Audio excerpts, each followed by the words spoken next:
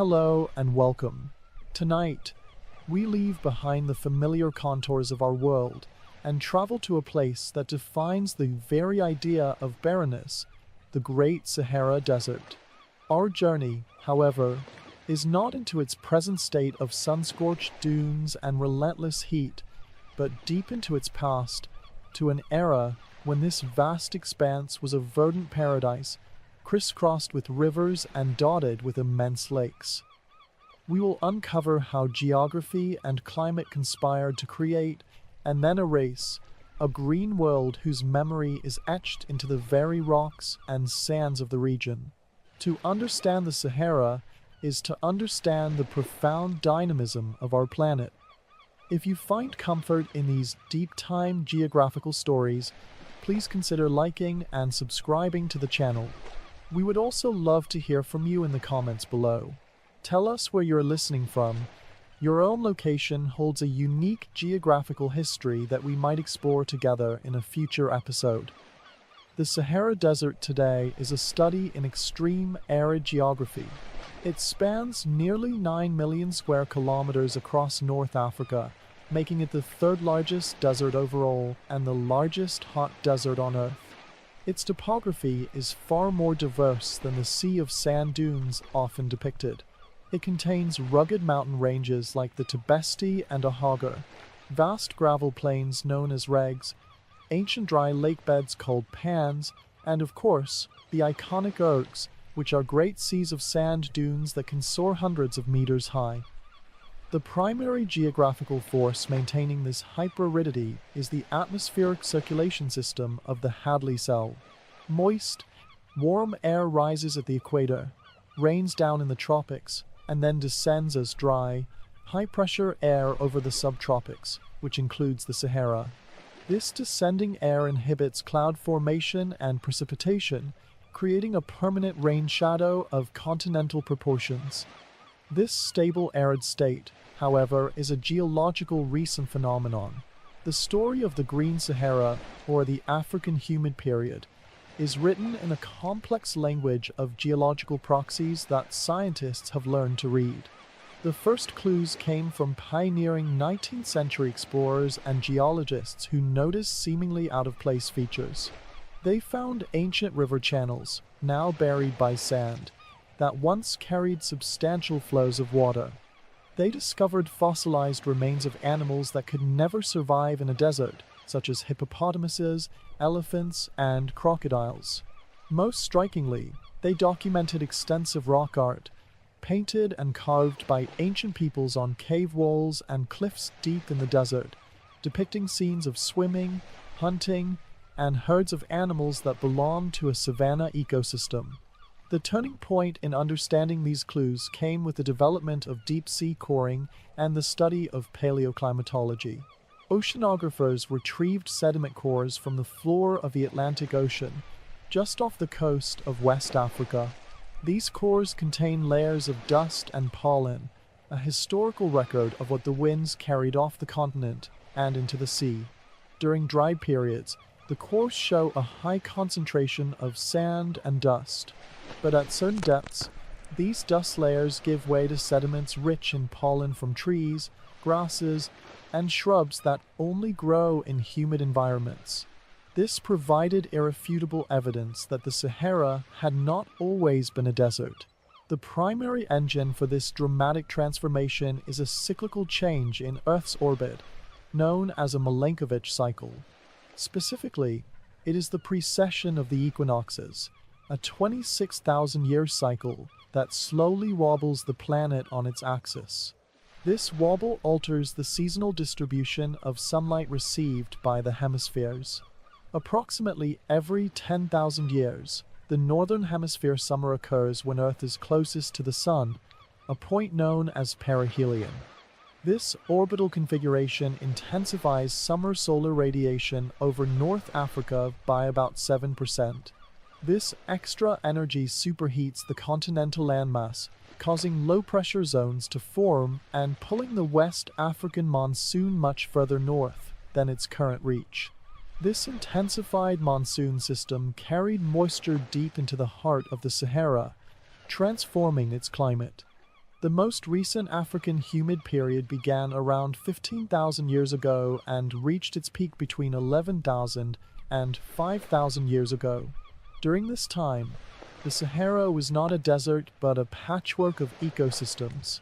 Annual rainfall increased dramatically, perhaps by as much as tenfold in some regions. This water had to go somewhere, and it collected in vast basins, creating megalakes. Lake Megachad, for instance, was the largest of these, occupying a depression that now holds the much diminished Lake Chad. At its peak, Lake Megachad was the largest freshwater lake on Earth, covering an area of over 400,000 square kilometers, larger than the modern Caspian Sea. Its shorelines, now visible only from space as faint lines in the sand, testify to its immense volume. Other large lakes, such as the Schatz megalake in Algeria and Tunisia, also formed, creating interconnected aquatic networks across the region.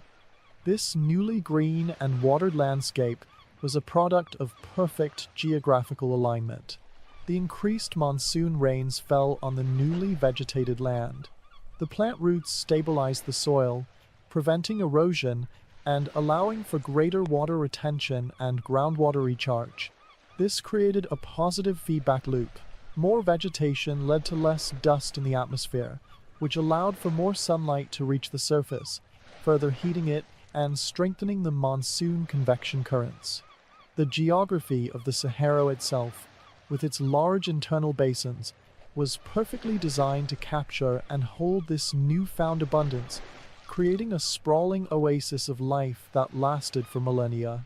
This setting provided the stage for the next act of the story, the arrival and flourishing of human cultures in this green world. With the establishment of a wet and fertile Sahara, the stage was set for one of the most remarkable chapters in human prehistory. The transformation of the desert into a sprawling savanna, rich with water and game, created a corridor for life and human migration. This period saw the influx of plants, animals, and people into the previously uninhabitable heart of the desert. The evidence of their lives, preserved in the arid conditions that followed, provides an incredibly detailed window into a lost world of pastoralists, hunters, and fishers who thrived where today only sand and rock endure. The human populations of the Green Sahara were not a monolithic group, but a diverse tapestry of cultures that adapted to the rich and varied environments. These groups are broadly classified by archaeologists as the Kiphian and later, the Tenerian cultures, identified through their distinct toolkits and burial practices at sites like Gabbero in Niger. Their world was one of abundance. The megalakes and rivers teemed with fish, including large Nile perch and catfish. The surrounding savannas and grasslands supported vast herds of ungulates, such as antelope, giraffe, and buffalo, as well as predators like lions and cheetahs. Hippopotamuses wallowed in the lakes, and crocodiles patrolled their shores. The material culture left behind by these people paints a picture of sophisticated adaptation. At archaeological sites, researchers have uncovered enormous bone harpoons and fishhooks, some of them of a size suggesting they were used to catch fish, weighing nearly 200 pounds. Grinding stones indicate the processing of wild grains for food. Stone tool assemblages include finely crafted projectile points for hunting, scrapers for working animal hides, and blades for butchering. This was a hunter-gatherer economy operating in an environment of exceptional resource density, allowing for semi-sedentary living and population growth. The most poignant and breathtaking records of this life are the rock art galleries found throughout the central Sahara, particularly in the Tasselite Eniger Plateau of southeastern Algeria and the Tadrort Akakis in Libya. Thousands of paintings and engravings cover the cave walls and rock shelters, depicting the world as these ancient artists saw it. The images are vibrant and detailed. They show groups of people swimming, activity impossible in the Sahara today. They depict herds of cattle, with some cows shown with full udders, suggesting dairy practices. Scenes of hunting show archers pursuing Barbary sheep, elephants, and rhinoceroses. There are images of daily life, of ritual, of dance. This art moves the story from mere archaeology into lived experience, providing an emotional connection to people who gazed out at a green horizon, a vision completely alien to the modern desert. A key debate among archaeologists concerns the nature of their subsistence. While hunting and fishing were clearly important, the abundant rock art depicting cattle has led to theories about early pastoralism. The concept of a green Sahara corridor suggests that this humid period facilitated the spread of domesticated animals from the Near East across the Sinai Peninsula and into the Nile Valley, before branching out into the newly hospitable Sahara. People may have managed herds of cattle, goats, and sheep, moving them across the savannas in seasonal patterns. Analysis of animal remains and lipid residues on pottery from sites like Tokarkori in Libya provides chemical evidence for dairy fats, suggesting that these early Saharan peoples were not just hunting cattle, but were milking them over 7,000 years ago. The geography of this green world dictated every aspect of life. Settlements were concentrated along the shores of the Great Lakes and the banks of now-vanished rivers, which acted as superhighways for movement, communication, and trade. These waterways connected distant communities, allowing for the exchange of ideas, goods, and genes. The sheer scale of Lake Megachad would have influenced local weather patterns, creating a microclimate around its shores. The surrounding watersheds, with their drainage patterns and vegetation zones, defined hunting territories and foraging ranges. The human geography was one of interconnection with a plentiful, though likely seasonal, environment. This way of life, however, was built on a foundation that was inherently transient. It was entirely dependent on the intensified monsoon rains, which were themselves a product of a specific and temporary alignment of Earth's orbital cycles.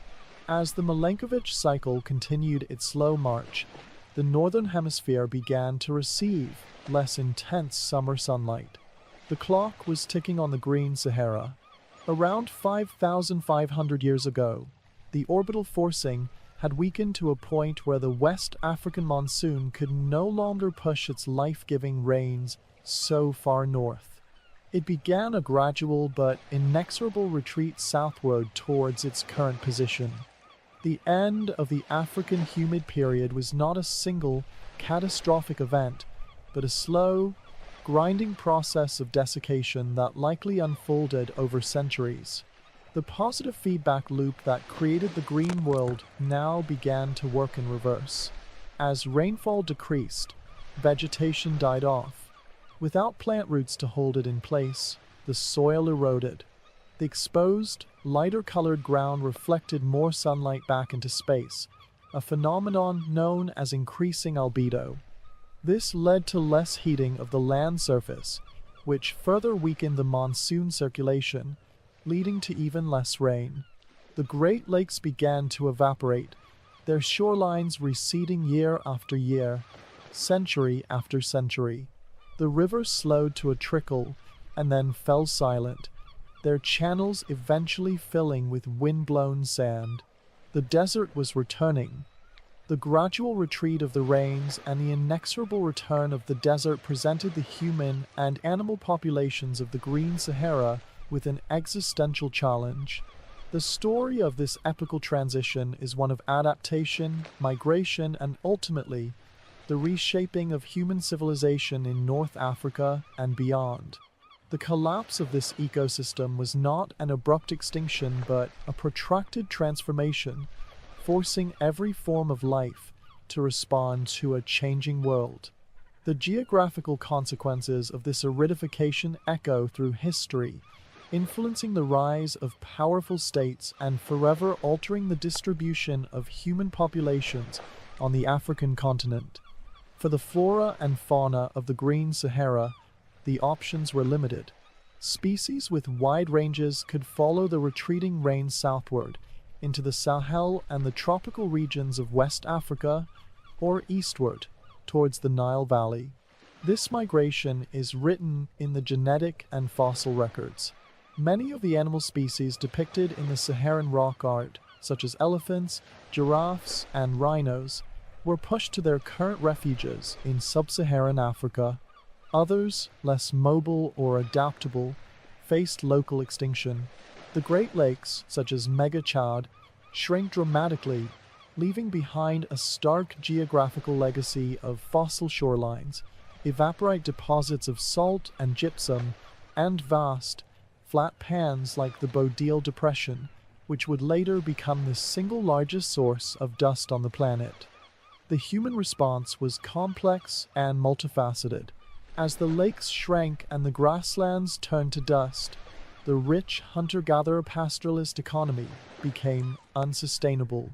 Communities were forced to adopt new strategies. One key adaptation was the shift to a more specialized and mobile pastoralism, focusing on hardy animals like goats and sheep that could better tolerate arid conditions. Water management became a critical skill. People likely dug deeper wells and concentrated around the last remaining reliable water sources, such as oases fed by fossil groundwater or the major river systems that were still flowing, albeit reduced. Ultimately, for many, the only viable response was to leave. The drying of the Sahara triggered a series of demographic shifts that had profound implications for surrounding regions. The Nile Valley, with its perennial river sourced from the distant Ethiopian highlands and equatorial Africa, became a major refuge. Archaeological and genetic evidence suggests a significant influx of people from the drying Sahara into the Nile Valley around 5,000 to 6,000 years ago. This influx of population may have contributed to the social complexity and technological innovations that catalyzed the rise of the pharaonic state.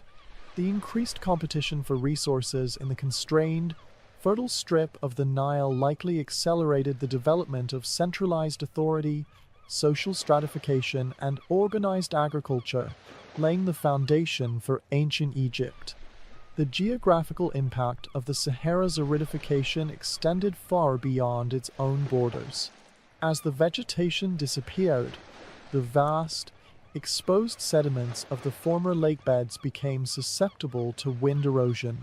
The Bodil Depression, the dried-up floor of ancient Lake Mega Chad, is a prime example.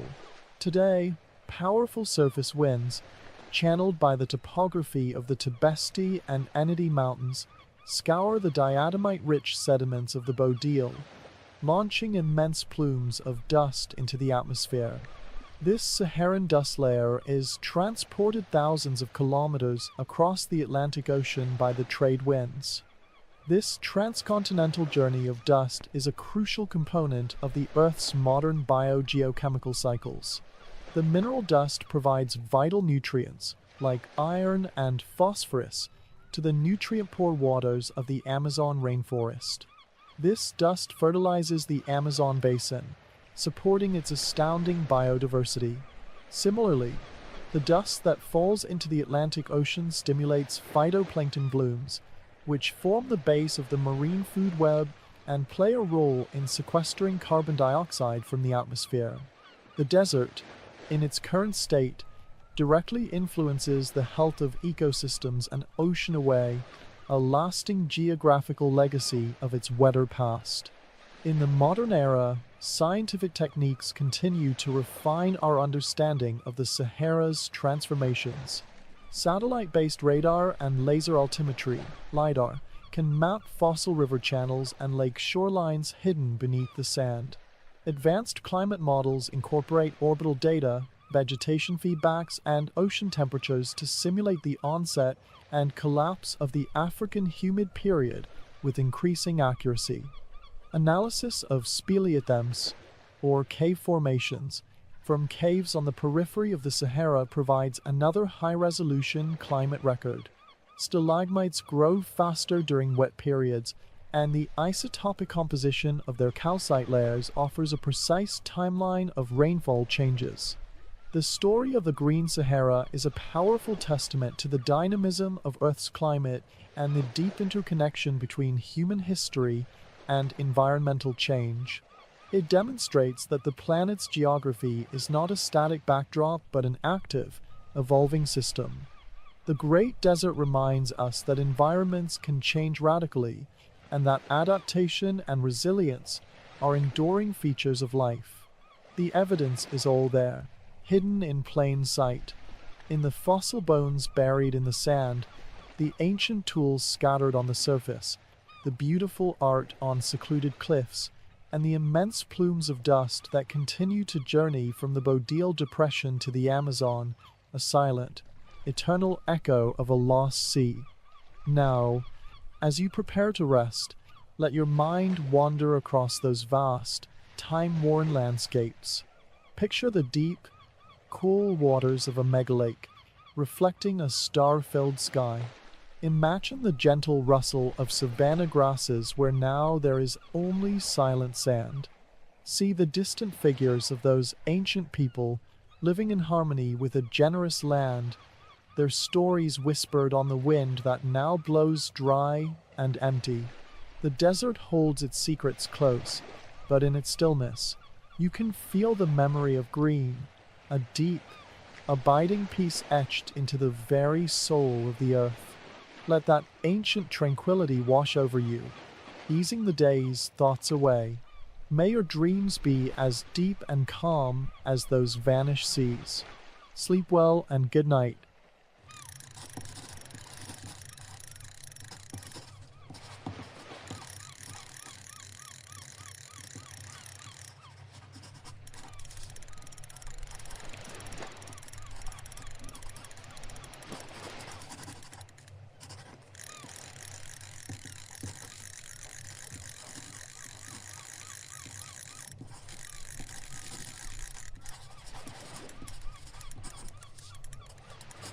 Hey guys, tonight we venture away from the stark, sun-blasted deserts and into a world of a different extreme, a world of immense, overwhelming life. We journey to the Amazon basin, a place that defines the very idea of a primal, untamed wilderness, a vast emerald sea that breathes oxygen into our atmosphere and holds secrets in its shadowed depths. Our journey, however, is not merely into its present state of breathtaking biodiversity, but deep into its past, to an era when this lush expanse was not just a natural wilderness, but a carefully managed, humanized landscape, crisscrossed with causeways and dotted with immense geometric earthworks. We will uncover how geography and archaeology are conspiring to rewrite history, revealing a lost world of sophisticated cultures whose memory is etched into the very soil of the rainforest floor. To understand the true Amazon is to understand the profound and enduring partnership between humanity and nature. So before you get comfortable, take a moment to like the video and subscribe, but only if you genuinely enjoy what I do here, and let me know in the comments where you're tuning in from and what time it is. It's always fascinating to see who's joining us from around the world. And who knows, your shores might be the next destination of a future tale. Now dim the lights, maybe turn on a fan for that soft background hum, and let's ease into tonight's journey together. You are not walking into a pristine wilderness. You are walking into a garden, abandoned for centuries. The air is so thick with moisture it feels like breathing through a warm, wet cloth. The canopy above is a solid green ceiling, blocking out the sky, and the light that filters down is a dim, aquatic green. Every step is silenced by a carpet of decaying leaves. You see a massive kapok tree, its roots forming great buttresses, and you think it's a symbol of nature's absolute dominion. But then you look closer. The ground isn't random. There's a pattern to the subtle mounds and depressions. The tree itself seems to be growing in precise alignment with a ridge you initially mistook for a natural hill. You are standing in the middle of a plaza, in a city so ancient, the jungle has not just reclaimed it, but has become one with it. You are surrounded by ghosts, and the geography itself is their monument. For centuries, the prevailing geographical and archaeological narrative of the Amazon rainforest was one of a green hell, a counter-Darwinian paradox. It presented a puzzle. How could one of the most biologically rich environments on Earth be built upon some of the most impoverished, nutrient-leached soils on the planet? The answer, it was long believed, was that this environment could only support small, scattered, nomadic tribes who lived in a state of harmony with, but left no significant mark upon, their world. The immense scale and density of the jungle, coupled with the challenging soils, were seen as insurmountable barriers to the development of large, complex, sedentary civilizations like those that arose in the fertile valleys of Mesopotamia, the Nile, or the Indus. The Amazon was viewed as a place that was inherently against urbanism, its very geography a deterrent to large-scale human organization. This perspective was deeply influenced by early explorers and missionaries whose accounts emphasized the impenetrability of the forest and the seemingly simple lifestyles of its inhabitants. The jungle was the dominant actor, an untamable force, and humans were merely fleeting participants within it. This view persisted well into the 20th century, underpinned by a geographical determinism that could not conceive of a vast civilization thriving in such a seemingly hostile environment. The evidence for larger societies simply wasn't found, and the assumption was that it never existed. The Amazon was the world's last great wilderness, a museum of primal nature, untouched by the hand of urban civilization. This narrative was comfortable, neat, and geographically logical, but it was ultimately wrong. The truth was hidden, not absent, waiting for the right technology to see through the veil of vegetation and time. The key that began to unpick this long-held narrative was not initially found in the Amazon itself, but in its soil. Scattered across the basin, particularly along the bluffs of riverbanks and in patches of elevated terrain, are millions of acres of inexplicably fertile, dark earth known as terra preta do Indio, Amazonian dark earth. This is not a natural soil formation. Its existence is anthropogenic, a direct result of human activity and ingenuity. Terra preta is a sophisticated, self-regenerating biochar creation, a rich, black concoction of charcoal from low-temperature burning, broken pottery shards, composted plant and animal waste, and nutrient-rich organic matter. The charcoal provides a porous structure that retains moisture and nutrients and hosts an incredibly rich microbiome. The pottery shards help with aeration and moisture retention. This combination creates a soil that is phenomenally fertile and, crucially, resistant to the leaching of nutrients by heavy tropical rains, a process that quickly depletes the surrounding natural soils, known as oxasols. The most remarkable geographical feature of terra preta is its longevity. It remains fertile for centuries, even millennia, after its creators vanished. For archaeologists, these patches of black earth were the first major clue. They were not random. They often appeared in large, concentrated patches, suggesting not small, temporary camps, but large, permanent settlements that had enriched the land over generations. Where there was terra preta, there had been substantial human activity. It was the geographical signature of a lost society, a ghostly imprint on the landscape that whispered of a different past. But the full scale of what that signature meant remained elusive, hidden beneath a canopy so dense that it defied traditional exploration and mapping. The paradigm-shifting moment, the event that transformed these whispers into a clear, undeniable shout, came from the sky, not the earth. the technology that finally allowed geographers and archaeologists to see the lost world of the Amazon was light detection and ranging, or LiDAR.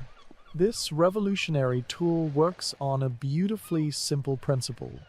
An aircraft, usually a helicopter or small plane, flies over a target area, emitting millions of laser pulses every second down towards the rainforest floor. Each pulse of light travels at a known speed. When it hits an object, a leaf, a branch, a vine, or the ground, it reflects back to a sensor on the aircraft. A computer precisely measures the time it takes for each pulse to return. By doing this millions of times over, and by using advanced filtering algorithms, the software can digitally remove all the returns from the vegetation, stripping away the entire rainforest canopy as if it were a layer of tissue paper. What remains is an exquisitely detailed, high-resolution, three-dimensional map of the bare earth beneath. It is, for all intents and purposes, a form of geographical X-ray vision, allowing researchers to see the human-modified landscape that has been invisible for centuries. The first major LiDAR surveys over suspected sites in the Bolivian Amazon and the Brazilian state of Acre revealed a geography that stunned the academic world. The hidden ground was not a blank, natural slate. It was a meticulously engineered, profoundly humanized landscape.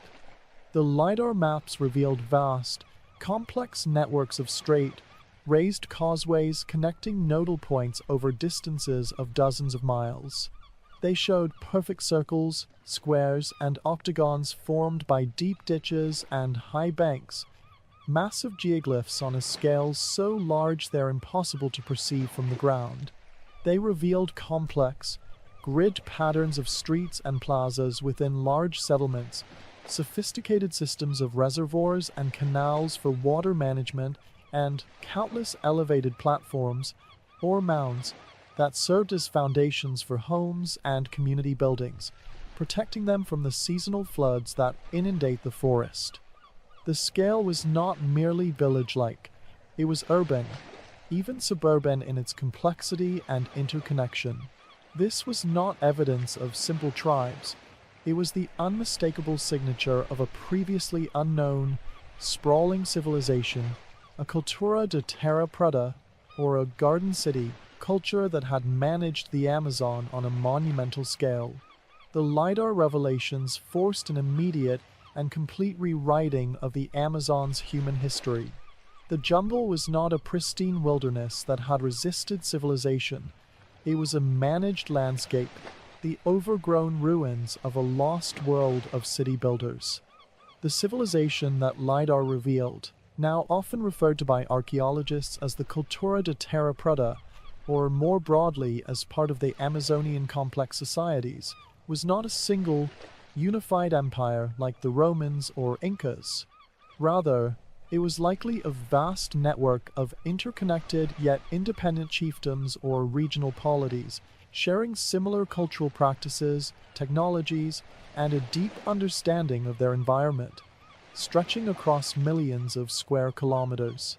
They flourished during the late pre-Columbian era, reaching their peak between roughly 1250 and 1500 AD, just before the cataclysm of European contact.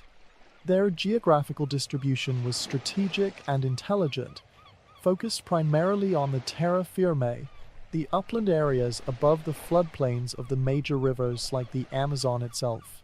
While the riverbanks were certainly inhabited, the heart of this civilization was in the interfluvial zones, the vast tracts of land between rivers that were once thought to be nearly empty. Here, they found the stable ground needed for permanent settlement, away from the dramatic annual flooding of the Varzea floodplains. Their settlements were not compact, dense cities in European sense, but rather took the form of sprawling, low-density urban networks. A central nodal town, often featuring large ceremonial plazas, ringed by mounds and ditches, would be connected by those straight, raised causeways to a hinterland of smaller villages, hamlets, and resource management areas. This created a polynucleated settlement pattern, a web of human activity integrated seamlessly into the forest. The causeways themselves are a marvel of geographical engineering. They were not mere paths. Built up with soil and fortified with wooden retaining walls, they served multiple purposes. They facilitated travel and trade across the often swampy forest floor. They connected communities for social and ceremonial gatherings, and they likely also had defensive and drainage functions. They are a testament to a society capable of large-scale, coordinated public works, a society with the organizational complexity to plan and execute projects that transformed the geography of an entire region for communal benefit. The economic and agricultural engine that powered this civilization and allowed it to achieve such scale and permanence was the ingenious creation and use of terra preta. This was not simple slash-and-burn agriculture, a practice that depletes the soil within a few years and requires constant movement. This was something far more advanced and sustainable, permanent, intensive, biocapitalizing agroforestry. The inhabitants of these garden cities did not simply take from the forest, they curated it. They practiced what is now known as landscape domestication. They would clear areas of forest, but rather than planting endless rows of a single crop, they would enrich the soil with terra preta techniques and then plant a complex, layered system of useful trees, palms, vines, and root crops. They created what are essentially food forests. Species like the Brazil nut tree, the acai palm, the cocoa tree, the rubber tree, and hundreds of fruit and medicinal plants were deliberately planted, managed, and encouraged. This method provided a staggering diversity of food, building materials, medicine, and trade goods. The Brazil nut tree is a perfect geographical clue to this ancient practice. This tree is notoriously difficult to domesticate and is almost never found in concentrations outside of human-influenced areas. Yet, vast stands of Brazil nut trees are found near ancient settlement sites, a living testament to the deliberate arboriculture of these peoples. The rainforest we see today in many parts of the Amazon is not purely natural. It is a legacy forest, a living archaeological site whose species composition was deliberately shaped by human hands centuries ago. The geography of abundance that defines the Amazon is, in part, a human creation. This sustainable system allowed for a high population density without destroying the environment. Estimates of the pre-Columbian population of the Amazon have been radically revised upwards, with some scholars suggesting it could have been home to 8, 10, or even 20 million people before 1492, living in a complex, managed partnership with the jungle, not in opposition to it. The social and cultural world of these Amazonian civilizations, while largely lost to time, can be pieced together from the geographical footprints they left behind and the ethnographies of their likely descendants. The large, central plazas found in the LiDAR scans were undoubtedly the heart of social and ritual life. These were spaces for ceremony, feasting, political gatherings, and ball games. The construction of the massive geoglyphs, the geometric earthworks of ditches and banks, required an enormous expenditure of coordinated labor. Their exact purpose remains debated. They may have served as ceremonial enclosures, defensive structures, astronomical calendars, or a combination of all three. Their precise geometry reveals a society with sophisticated mathematical and engineering knowledge. The material culture, recovered from excavations of terra preta sites, shows a people of remarkable artistry and technological adaptation. They produced elaborate and beautiful pottery, often decorated with complex geometric and zoomorphic designs. They crafted polished stone axes for clearing land, weaving tools for creating textiles from cotton and other fibers, and created a wide array of artifacts for daily life, all adapted perfectly to their environment. There is also strong evidence for widespread trade networks that connected these garden cities across the vastness of the Amazon and beyond.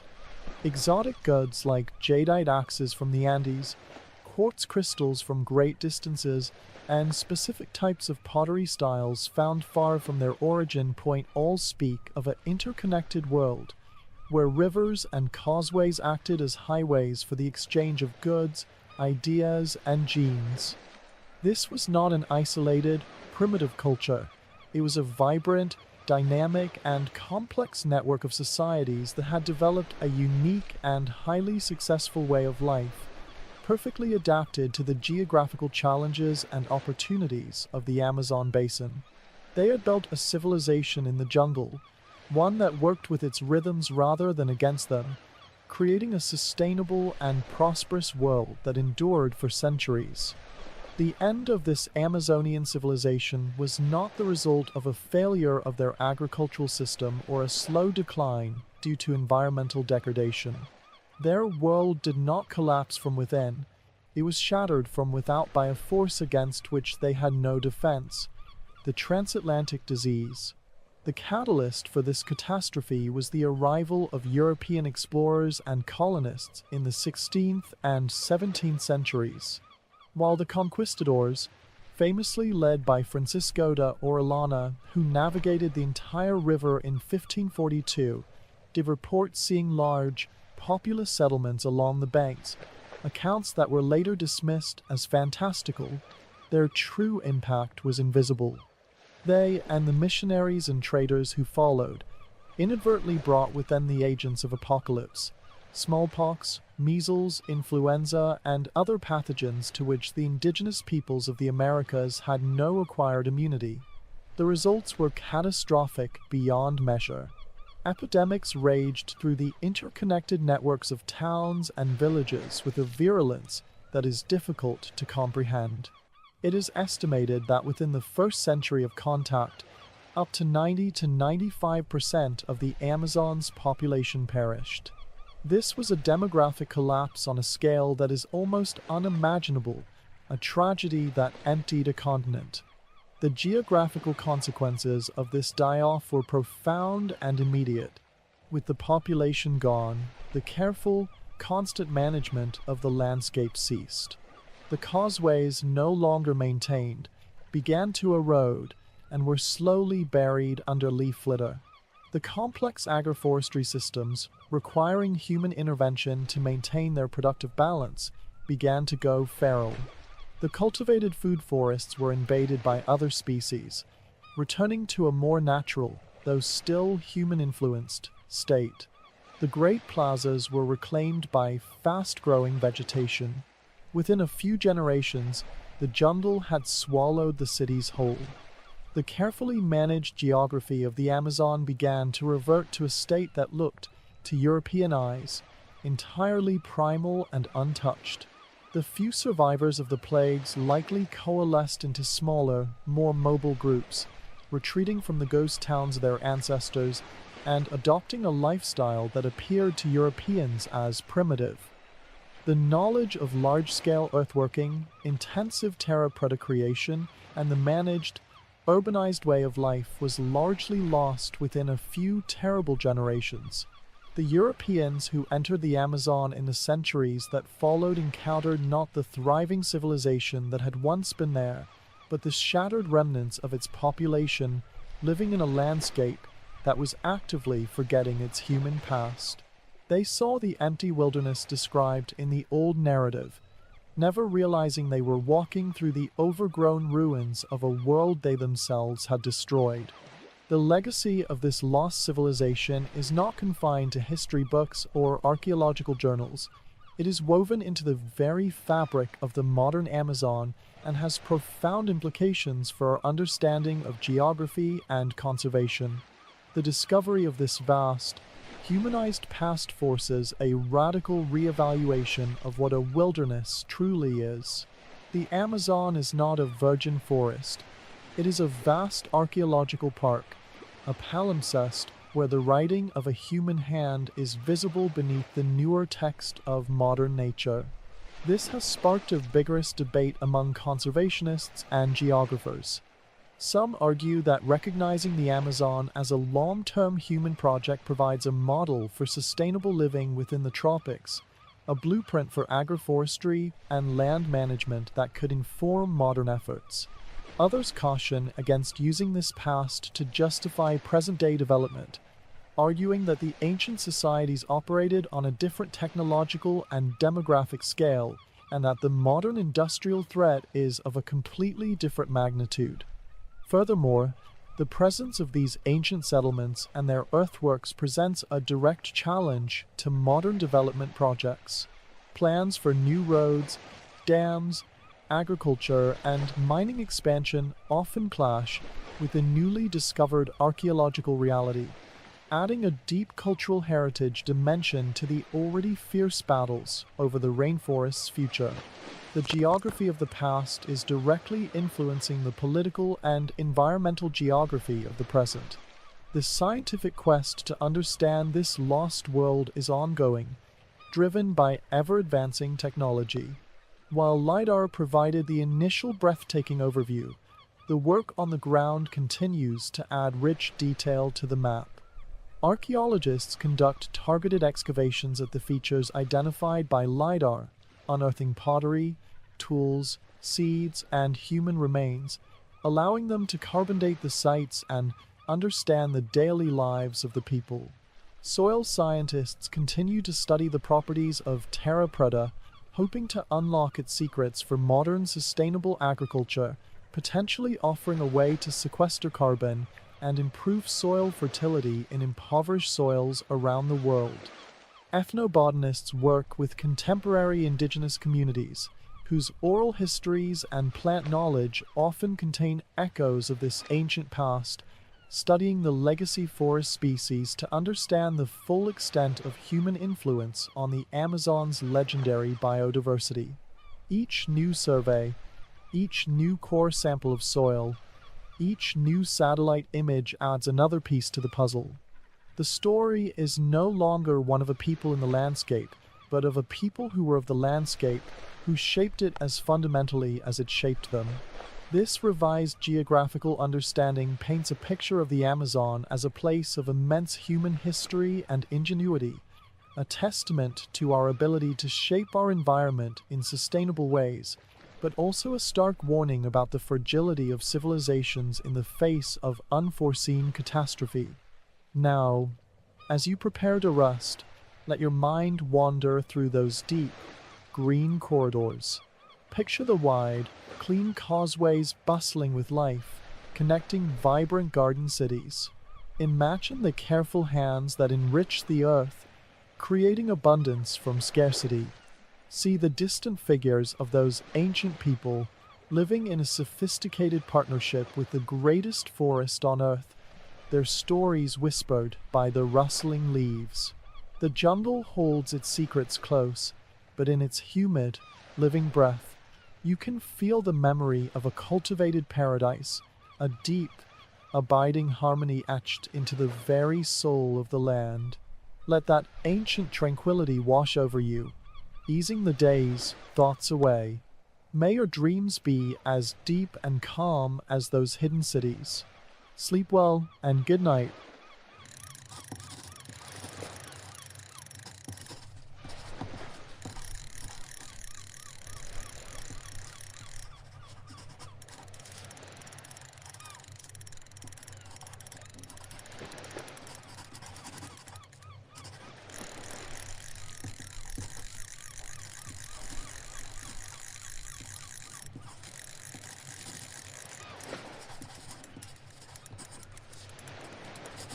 Hello and welcome.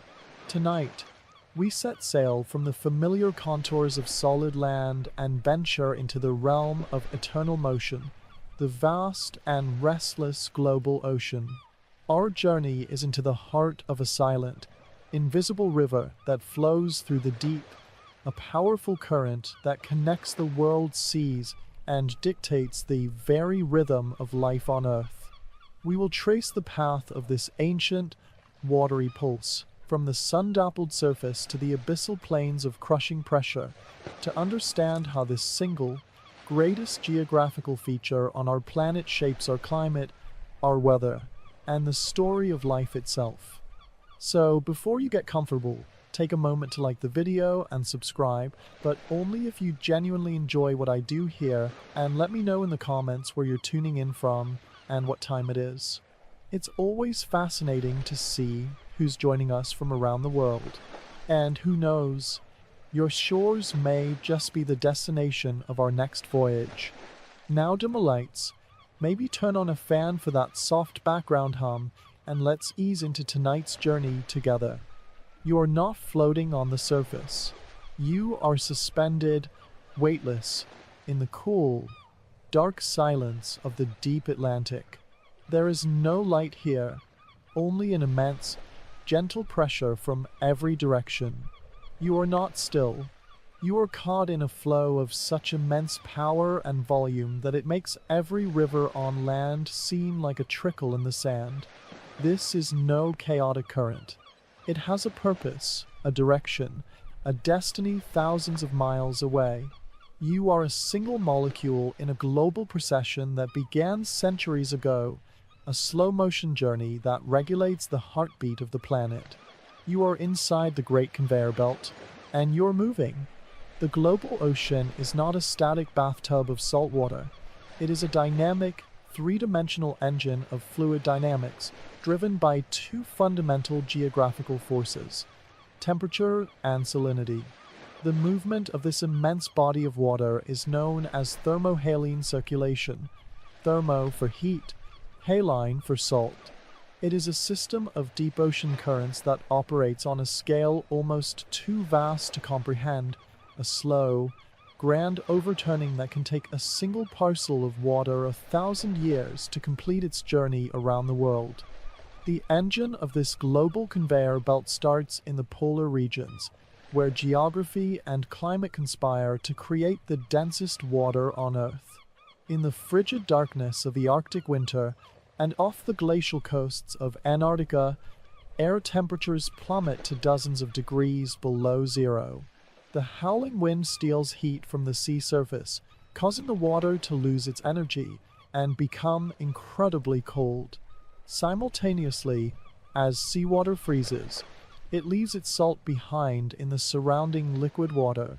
This dual process, extreme cooling and increased salinity, creates a body of water that is both very cold and very salty. This combination makes it exceptionally dense, far denser than the warmer, fresher water below it. And so, this heavy water does what all heavy things do.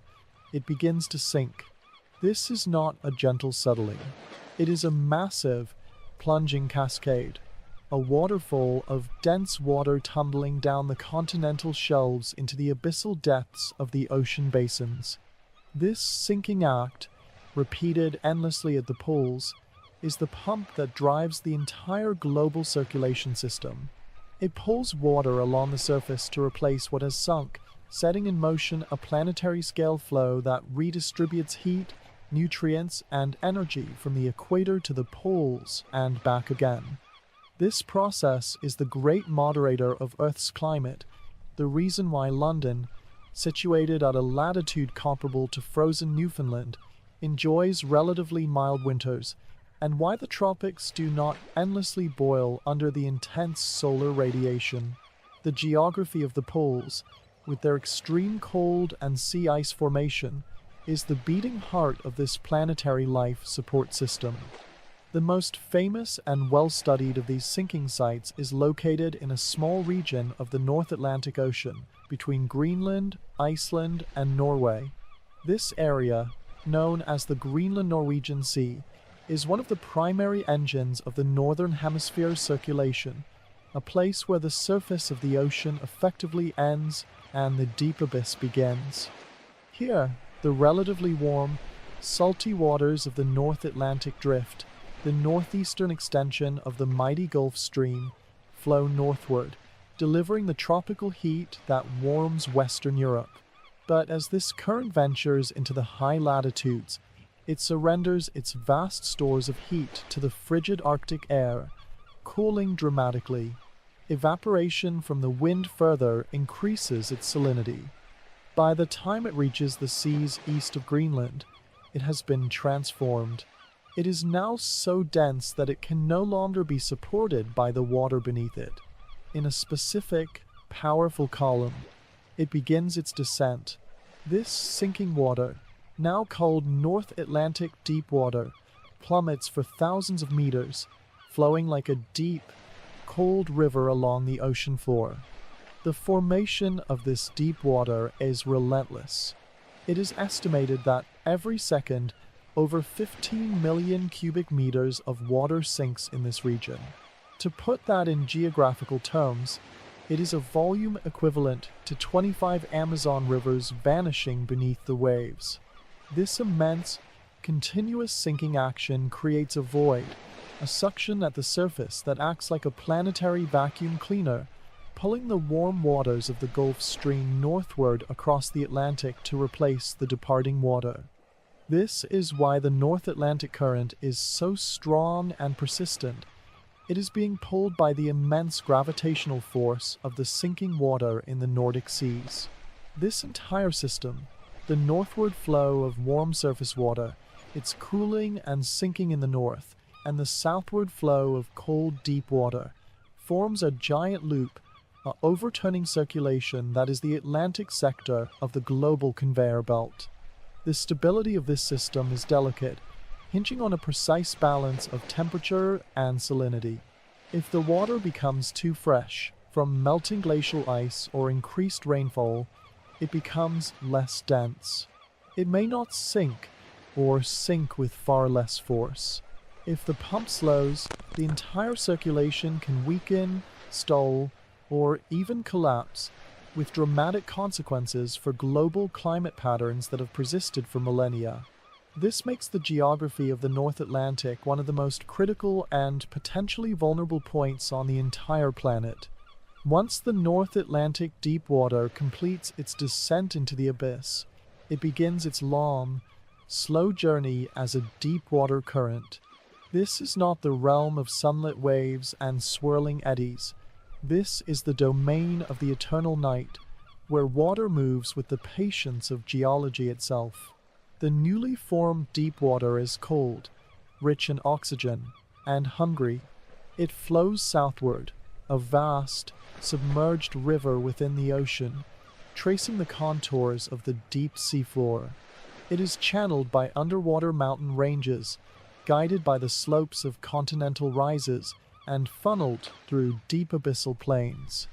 Its path is a deep geography, hidden from view but mapped by sensitive instruments that measure temperature, salinity, and pressure.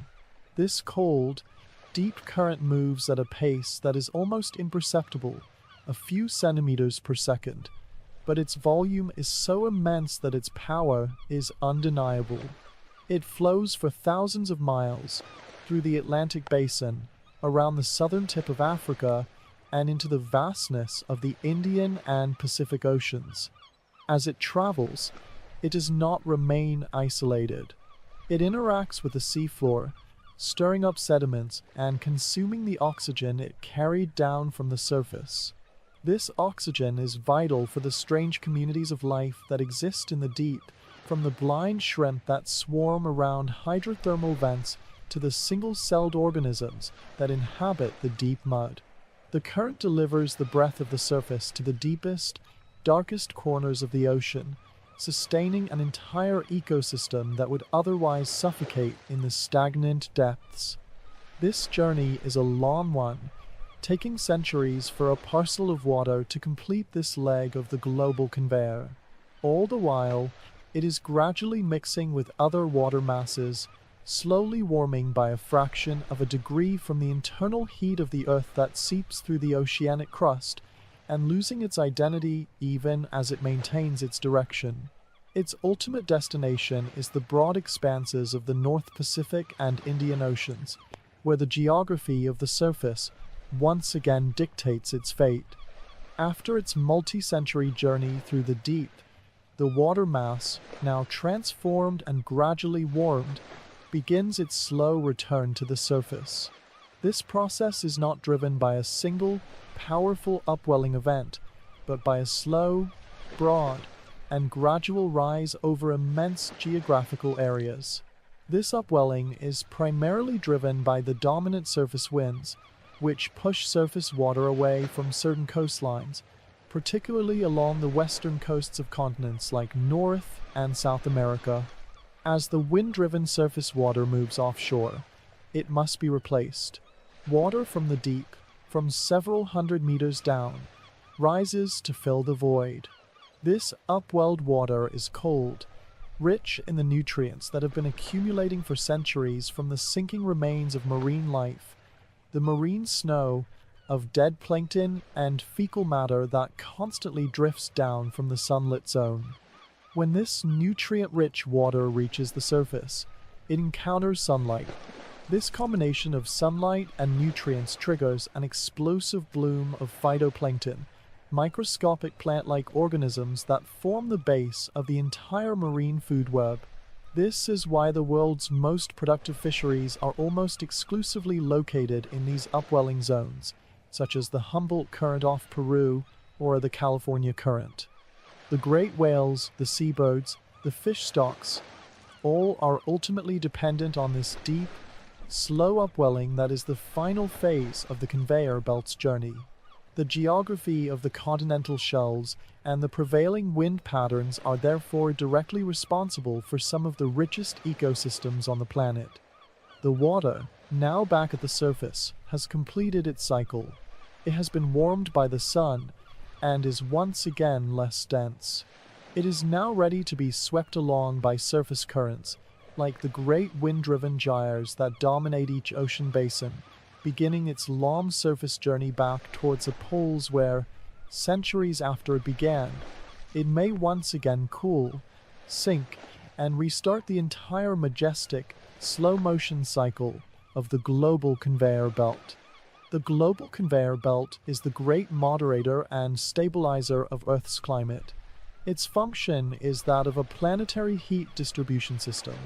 The surface currents, like the Gulf Stream, act as massive warm water pipes, transporting prodigious amounts of solar heat from the equatorial regions towards the poles. This is why Northern Europe is significantly warmer than other regions at similar latitudes, such as Labrador or Alaska. The ocean currents smooth out the extreme temperature differences between the equator and the poles that would otherwise exist. Without this circulation, the tropics would be unbearably hotter, and the high latitudes would be locked in permanent, deeper ice ages. The conveyor belt also plays a critical role in the carbon cycle, acting as one of the planet's most significant carbon sinks. The cold, high-latitude waters that sink are able to absorb vast quantities of carbon dioxide from the atmosphere. This dissolved carbon is then transported into the deep ocean, where it can be sequestered for centuries, effectively locked away from the atmosphere. Furthermore, the nutrient-rich upwelling that the conveyor drives supports the phytoplankton blooms that not only feed the ocean but also absorb carbon dioxide through photosynthesis. When these organisms die, they sink, taking that carbon with them to the deep sea floor. This entire process makes the ocean a powerful regulator of atmospheric CO2 levels. The stability of this system is therefore not just an academic interest. It is fundamental to the climate equilibrium that has allowed human civilization to flourish. The geography of ocean currents is directly written into the climate of every continent, influencing rainfall patterns, growing seasons, and the frequency of storms. It is the silent, deep-time background rhythm against which all other weather and climate events play out. The story of the Great Ocean Conveyor is not one of perfect, unchanging stability. Geological evidence shows that this system has faltered, slowed, and even shut down entirely in the past, with dramatic and rapid consequences for the global climate.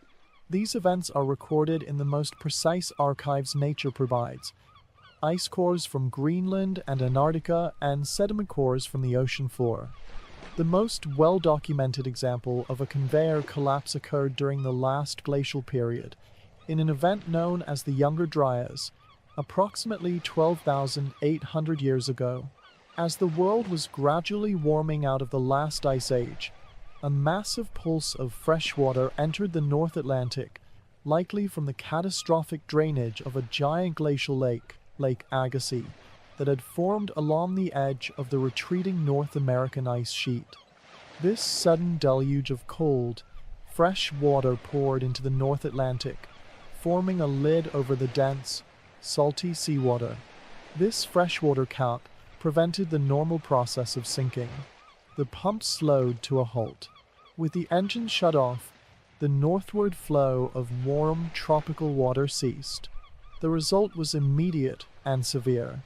Without its oceanic heating system, the North Atlantic region and much of the northern hemisphere plunged back into near-glacial conditions for over 1,000 years, even as the rest of the planet continued to warm. Ice sheets advanced again. Temperatures in Greenland dropped by nearly 15 degrees Celsius within a decade. This event, discovered through the meticulous analysis of oxygen isotopes in ice cores and the fossils of cold water plankton in sediment cores, proved the incredible sensitivity of the thermohaline circulation to freshwater input. It demonstrated that our climate system is not a slow, gradual beast, but can change state with breathtaking speed when a key geographical element, like the salinity of a critical part of the ocean, is disrupted. In our current era of rapid climate change, the lessons from the deep-time geological past are more relevant than ever. The modern geographical changes happening in the North Atlantic are a cause for close scientific monitoring and concern. The Greenland ice sheet is melting at an accelerating rate, pouring enormous volumes of fresh water into the North Atlantic. Furthermore, increased rainfall and river runoff in the high latitudes, also a product of a warming world, are contributing to a freshening of the surface waters in the critical convection regions. Scientists are closely watching key indicators of the conveyor belt strength. Since the mid-20th century, instruments have recorded a significant freshening of the waters in the Greenland and Iceland seas. More directly, a series of moorings strung across the Atlantic at the latitude of the Labrador Sea, known as the Rapid Array, have been monitoring the strength of the Atlantic Meridional Overturning Circulation, AMOC, since 2004. The data shows a worrying degree of variability and suggests a weakening of perhaps 15% over the last century. While a complete and abrupt shutdown like the Younger Dryas is considered a low-probability event this century, a significant weakening is within the realm of possibility. The geographical consequences of such a weakening would be profound and counterintuitive. While the planet as a whole is warming, a slowdown of the AMOC would lead to a cooling of the North Atlantic region, particularly around the United Kingdom, Iceland, and Scandinavia. It would disrupt rainfall patterns that billions depend on for agriculture, such as the monsoon systems in Africa and India. It would accelerate sea level rise along the North American coast, as the warm water currently pulled away from the coast by the Gulf Stream would instead pile up. It would also reduce the ocean's ability to absorb carbon dioxide from the atmosphere, potentially accelerating the greenhouse effect elsewhere. The deep, ancient rhythm of the conveyor belt, a rhythm that has dictated climate for millennia, is now being altered by modern human activity. The geography of the ocean is changing, and with it, the climate of the world. The ongoing study of the global conveyor belt is a testament to the interdisciplinary nature of modern geography and earth science.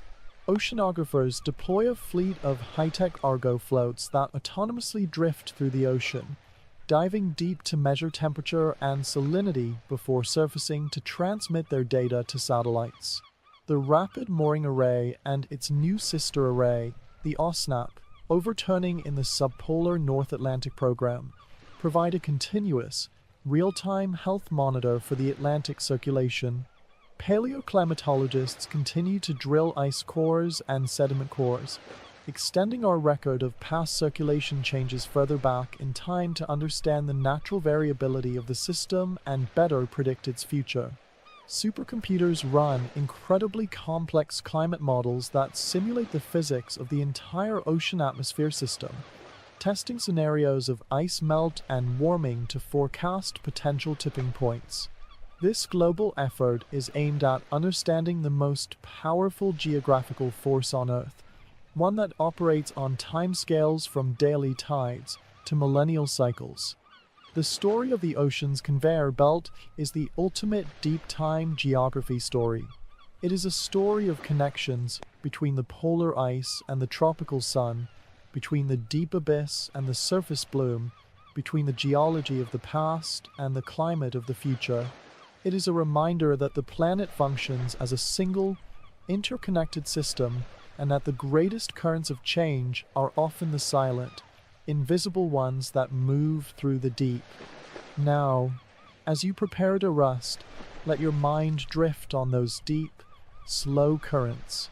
Picture the silent, cold water flowing through the abyssal plains with the patience of continents. Imagine the gentle, persistent force that connects every ocean basin into one pulsing, living system. Feel the immense, steady rhythm of the planet, a heartbeat measured in centuries. The surface may be restless with waves, but the deep is constant, a vast, dark serenity that has flowed since time immemorial. Let that deep, abiding calm wash over you, easing the day's thoughts away. May your dreams be as profound and peaceful as the deep sea. Sleep well, and good night.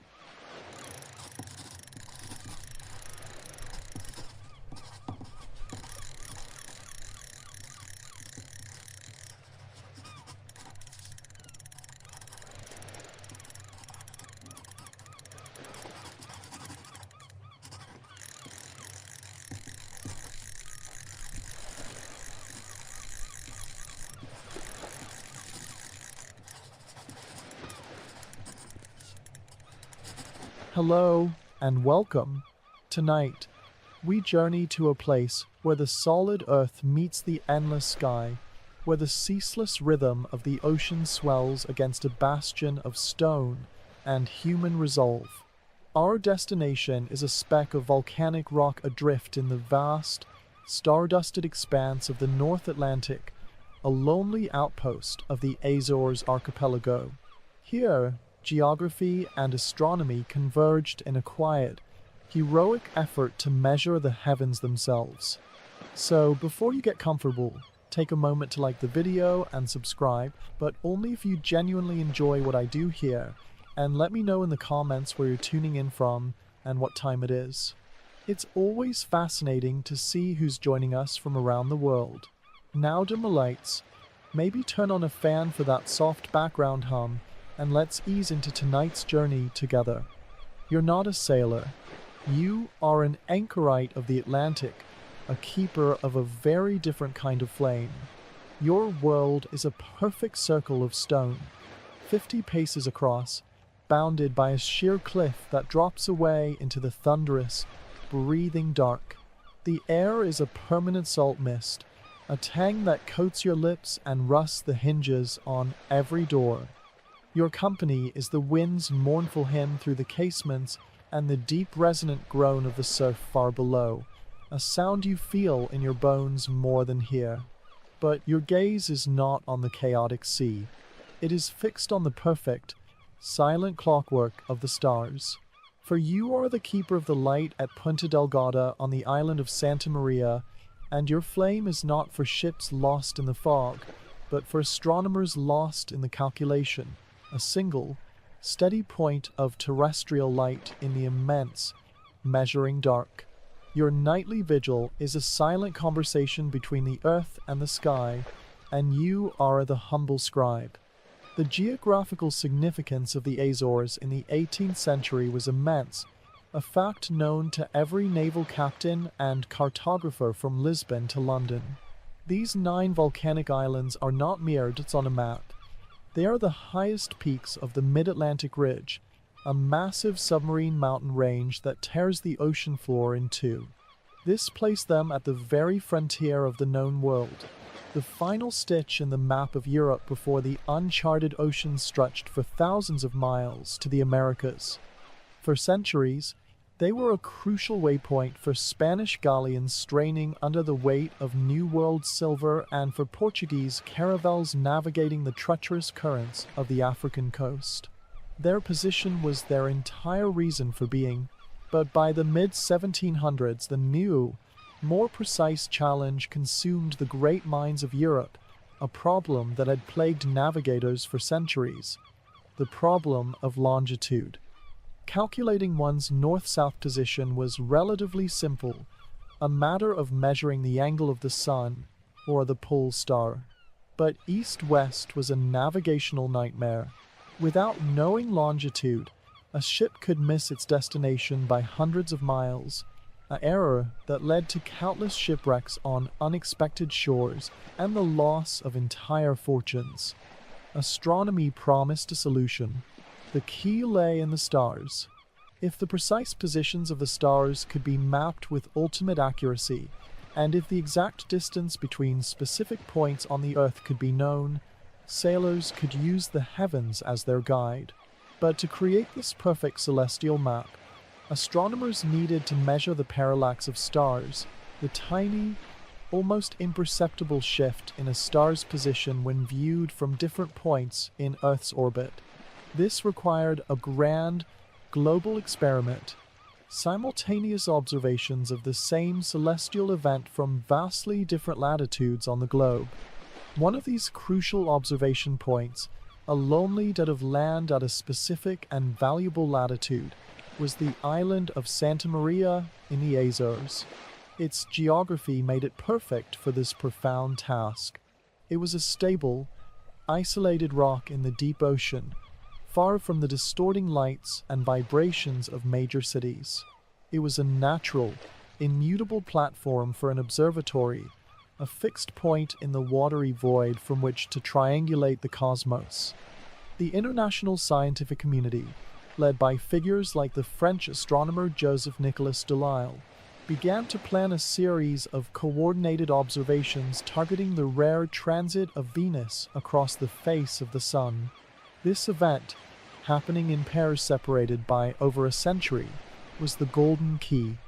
By timing the transit from different points on Earth, they could use trigonometry to calculate the astronomical unit, the distance from the Earth to the Sun, and thus scale the entire solar system.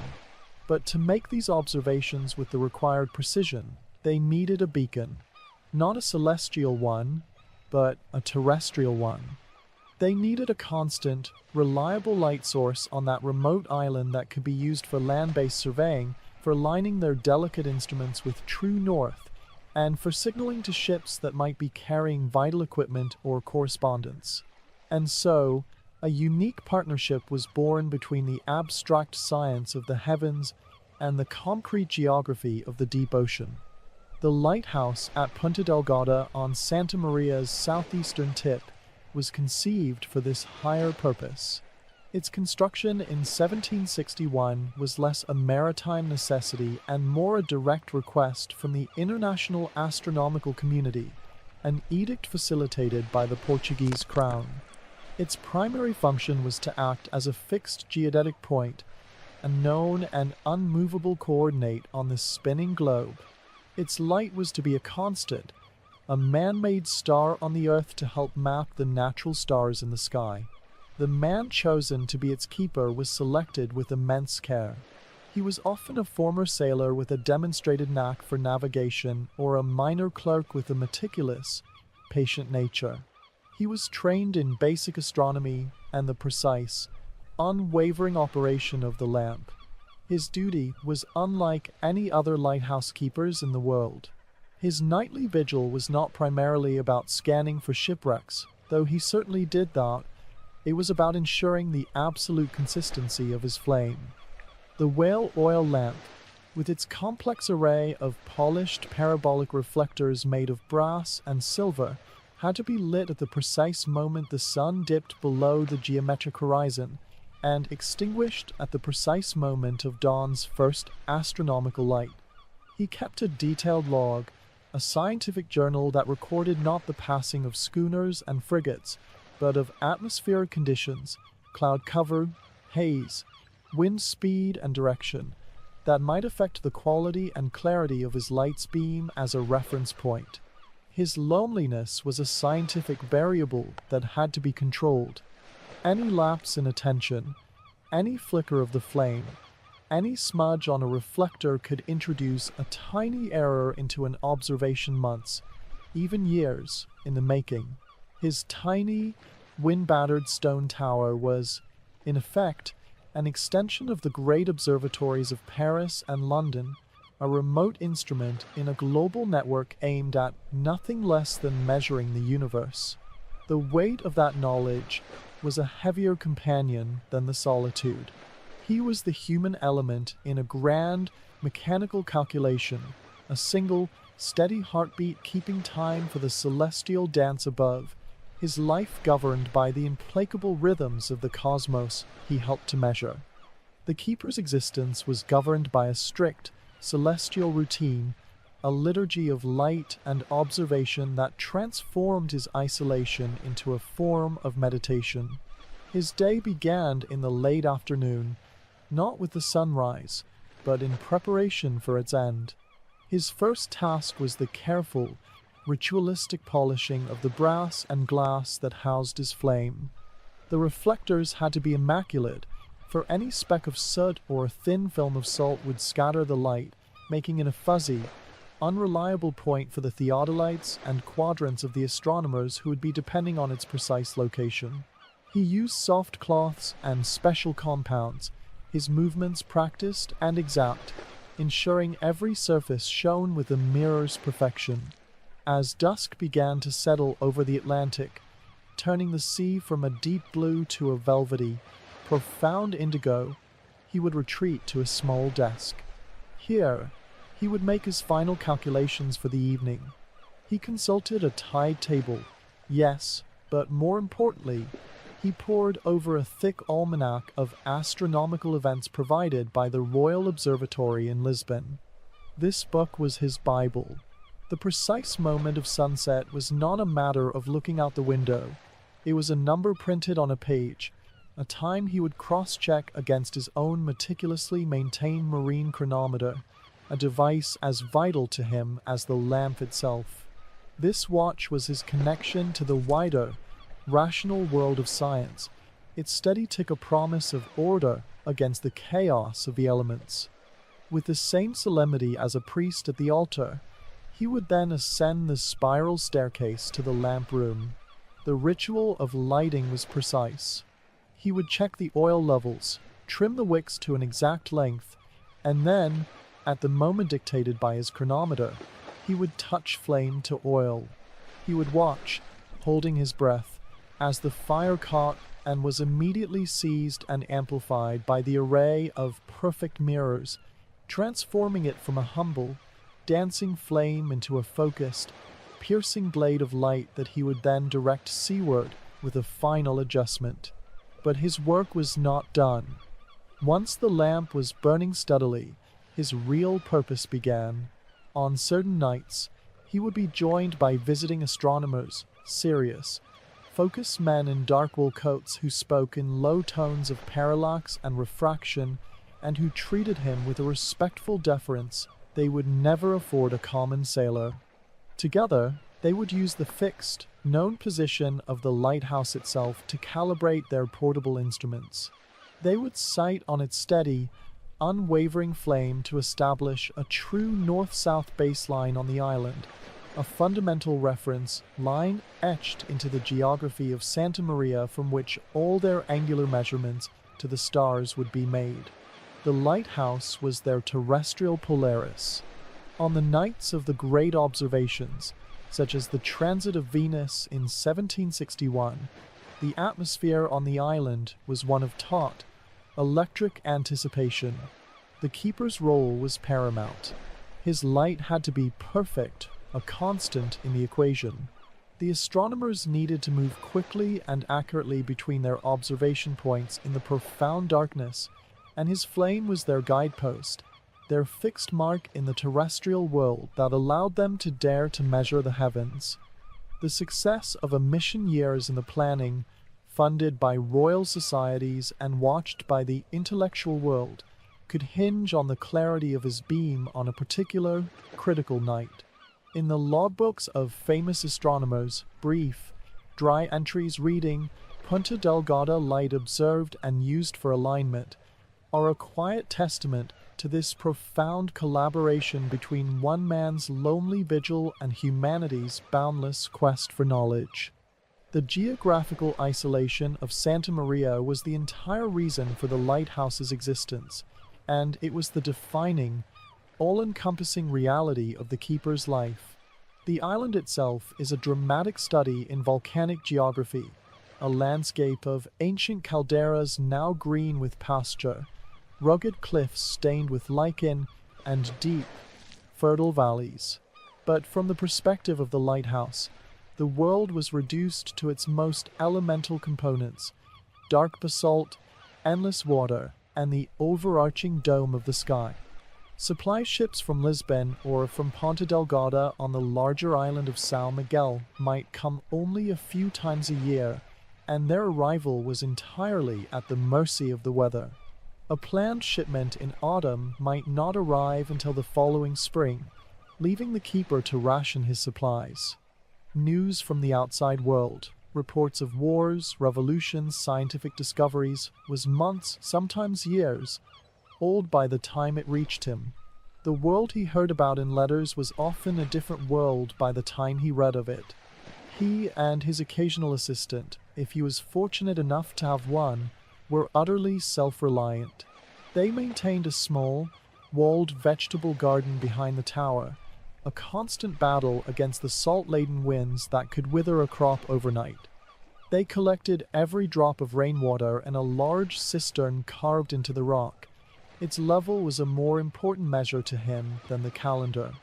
Their days were filled with the monotonous, grinding, and essential work of maintenance, whitewashing the tower to protect the stone from the elements, cleaning the endless panes of glass that housed the lamp, hauling heavy barrels of precious whale oil up the steep, narrow spiral staircase. The geography enforced a profound and immense silence. The only breaks in the relentless rhythm of wind and wave were the cries of seabirds, gannets diving like arrows into the water, terns arguing on the cliffs, and the lonely, haunting, almost human-like call of the quarry's shearwaters returning to their burrows under the cover of darkness. This isolation was a double-edged sword. It provided the stable, unmoving, and uncontaminated point needed for science, free from the light pollution and vibrations of larger human settlements. But for the keeper, it was a profound psychological trial. He was a man suspended between the immense, indifferent ocean below and the cold, precise beauty of the stars above. His humanity existed in the thin, fragile slice between them. He was tasked with maintaining a point of human order and constancy in the face of nature's sublime and terrifying chaos, a sentinel for reason in a world of raw, elemental power. His loneliness was a necessary ingredient in a scientific endeavor, a variable that had to be controlled for just like atmospheric pressure or temperature, and it was a burden he carried alone under the countless stars. The meticulous data produced by this lonely Azorian outpost, with the lighthouse serving as its foundational marker, was carefully packaged and sent back on the infrequent ships to Lisbon, from where it flowed into the great scientific centers of Europe. It became part of the bedrock of modern astronomy and precise geography. The longitudinal measurements taken from Santa Maria, tied irrevocably to the fixed point of the lighthouse, helped cartographers refine their maps of the Atlantic with a new level of accuracy, making the ocean a little less mysterious, and a little safer for those who sailed it. But the greater contribution was to the heavens themselves. The observations of the 1761 transit of Venus, though not perfectly successful due to a frustrating phenomenon known as the black drop effect that blurred the precise moment of contact, were a vital first step. They were a practice run for the entire global scientific community. The lessons learned about the importance of location, the precision of instruments, and the need for multiple observation points directly informed the better organized and more successful observations of the 1769 transit. That later effort was a truly global endeavor, led by figures like Captain James Cook in Tahiti and watched from points as diverse as Siberia, Newfoundland, and this remote Azorian island. The collective data from these efforts finally allowed astronomers to calculate the solar parallax with reasonable accuracy. They determined the astronomical unit to be approximately 153 million kilometers, a figure that, while a few million kilometers off our modern measurement of nearly 150 million kilometers, was a staggering achievement for the time. This single number unlocked the scale of the solar system. Once the distance from the Earth to the Sun was known, the distances to all the other planets could be calculated using the known laws of planetary motion.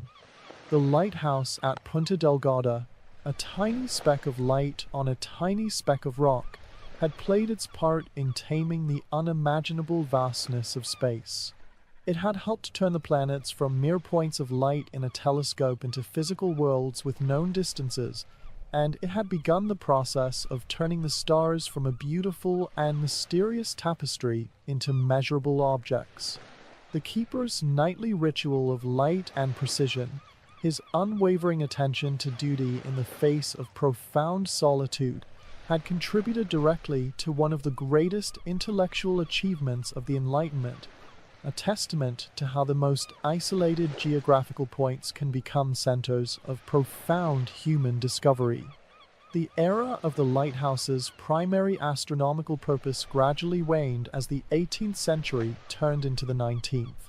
The marine chronometer, a reliable timepiece that could keep accurate time at sea, solved the longitude problem in a more direct way, reducing the dependence on complex astronomical observations for navigation.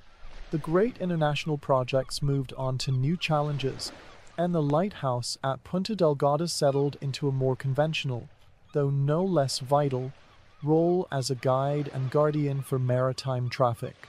Yet, its unique legacy is permanently etched into the history of science. The story of this lonely outpost represents a pivotal moment in geographical history where the absolute necessity of knowing one's precise location on Earth became the key to unlocking the secrets of the cosmos. It symbolizes the very heart of the Enlightenment ideal, the belief that through reason, through meticulous observation, and through international cooperation, even the most daunting mysteries of the natural world could be solved. The lighthouse stands as a powerful monument to the fact that geography is not just about mapping the Earth's contours, but about using the Earth itself as a stable platform, a launch pad for the mind, to map everything beyond it. The fixed point of that volcanic rock in the Atlantic was as crucial a scientific instrument as any telescope crafted by human hands. Today, the lighthouse is automated. Its modern electric eye blinks its rhythmical warning, governed by a photoelectric cell and a small computer. The role of a keeper is obsolete, a ghost of the past. His quarters are now likely a small museum for curious tourists or simply empty rooms filled with the echoes of the wind and the memory of his vigil. Yet, the fundamental geography remains utterly unchanged. The volcanic rock still withstands the Atlantic's constant, relentless assault. The stars still wheel overhead with the same precise, predictable patterns that the 18th century astronomers, with their brass telescopes and their faith in reason, worked so hard to measure and understand. If you stand there today, you can feel that history in the solitude. You can almost hear the tick of the chronometer and see the faint glow of the whale oil lamp. The light still shines, a perpetual connection between the human history of the island and the timeless geography of sea and sky. It is a reminder that every place, no matter how remote or seemingly insignificant, has a story woven into the larger tapestry of human endeavor and curiosity. The lonely lighthouse of Santa Maria is a powerful symbol of this truth, a testament to the idea that sometimes you must find the most isolated point on earth, a place of utter quiet and constancy, to truly begin to understand our place in the immense, wondrous universe. Now, as you prepare to rest, let your mind travel to that windswept point of stone. Picture the steady, unwavering flame, a solitary blade of light piercing the vast Atlantic darkness. Imagine the keeper, his face warmed by the gentle glow of the lamp, looking up at the infinite, star-dusted sky he helped to measure. Feel the profound peace of that solitude, the quiet, deep satisfaction of a vital task performed with excellence, a single point of order and light held firm against the majestic, beautiful chaos of nature. Let that constancy calm your thoughts. Let the rhythm of the light, as steady and sure as a heartbeat, guide you into rest. May your dreams be as deep and calm as the Atlantic night, and as full of quiet wonder as the starry sky above the lighthouse. Sleep well, and good night.